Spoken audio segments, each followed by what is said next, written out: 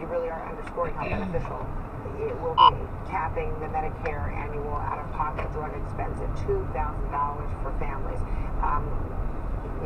Can you think of a few patients in your situations in which you see that the impact will be felt, directly and immediately? Absolutely.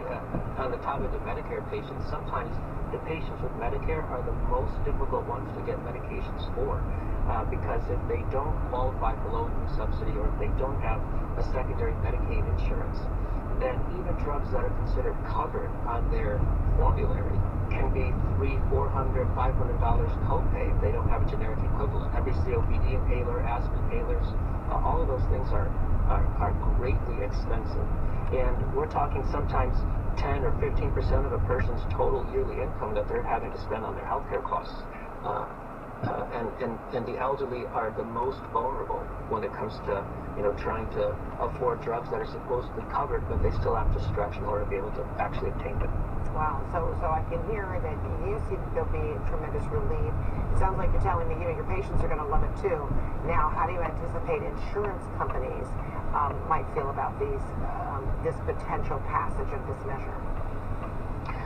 So as it pertains to the low-income subsidy, which is going to be extended by this legislation, unfortunately, the insurance companies are already preparing to increase premiums if this provision were to expire. So the good news is, if the low-income subsidy is renewed as part of this legislation, which it looks like it's going to be, then the health insurance companies won't tack on even higher premiums for patients who are already struggling. People who have a commercial insurance plan that they bought on the exchange, but they're having a really difficult time being able to make their monthly premiums and be able to afford their deductible. Oftentimes these folks have very high deductibles and they're already overstretched trying to make ends meet.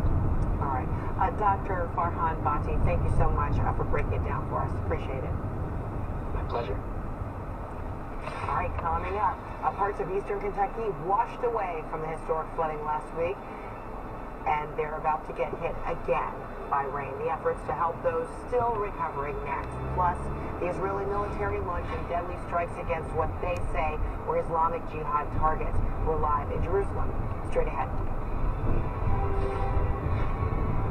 It's summer. Time to stock up on SPF. Goodbye.